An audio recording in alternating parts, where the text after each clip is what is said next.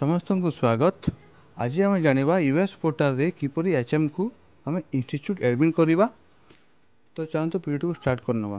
प्रथम आप लॉगिन करने यूजर नेम पासवर्ड देकी जदि आप लॉगिन प्रोसेस जानी ना तबे मु पूर्व वीडियो बनई आप देखिपारे।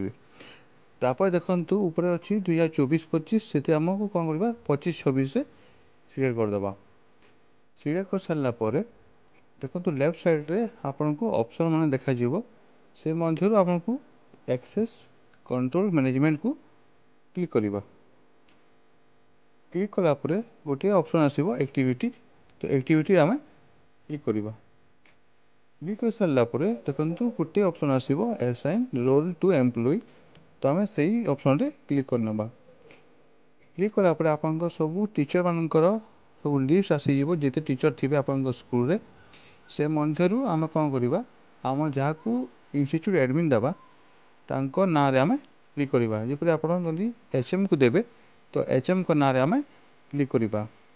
क्लिक कला पर राइट साइड सब ऑप्शन गुडा शो करिवो। देखंतु class teacher, admission incharge, HR in charge.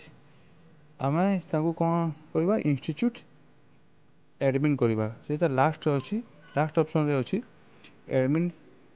तो राइट साइड देखो गोटे राउंड अच्छी से क्लिक करी तले सेव करदे। तले सेव कर सारापर ऊपर क्लास टीचर थी से टिक थी तो आप चाहिए टिक दे पारे अफ भी करें। सेव कले देखो रेकर्ड अपडेटेड लिखिकी ऊपर पॉपअप आसो। ये आपंकर अपडेटा हो गला।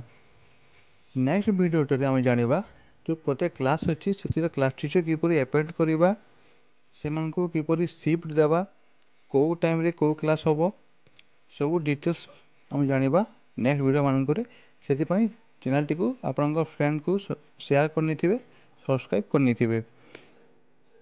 आज एतिकी वीडियो टी। धन्यवाद।